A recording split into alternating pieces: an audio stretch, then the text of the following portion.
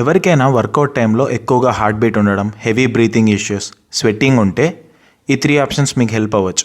1. Too much training volume. ఒకవేళ మీరు ఎక్కువ రెప్స్ అండ్ ఎక్కువ సెట్స్ చేస్తే ఎక్కువ గ్రోత్ ఉందనుకుంటే you are living in Disneyland. 4 to 8 sets, 4 to 8 reps is gold. ఒకవేళ మీరు too many reps and sets చేస్తుంటే వాల్యూమ్ కొంచెం తగ్గించి ట్రై చేయొచ్చు. It's best option. Second one, rest periods. Set to set, exercise to ఎక్సర్సైజ్కి enough rest ఉండేలా చూసుకోండి. Time is not a good metric. 1 minute 2 minute ఇలా ప్రతి ఒక్కరికి ఒక పర్టికులర్ టైం ఉండదు.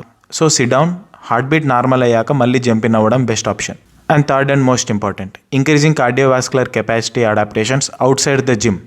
మనం జిమ్ బయట చేసే కార్డియోవాస్కులర్ యాక్టివిటీస్ ట్రైనింగ్లో పాజిటివ్ ఇంపాక్ట్ చూపిస్తుంది. For example, more and more walking, swimming, rope skipping and playing sports that you like.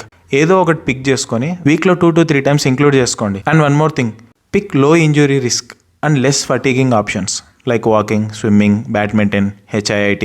మరీ టూ మచ్ ఫటీగ్ లేదా బర్నింగ్ సెన్సేషన్ వచ్చేంత వరకు ఏ యాక్టివిటీని పర్ఫామ్ చేయకండి. దీనివల్ల ట్రైనింగ్లో చాలా పెద్ద ఇంపాక్ట్ పడుతుంది. సో వీటిని కూడా లిమిట్స్లో చేయాలి. వీటి వల్ల బ్రీతింగ్ కెపాసిటీ పెరుగుతుంది, which can help you in gym in positive way. If you are a smoker and your gym has bad ventilation, you're cooked anyway.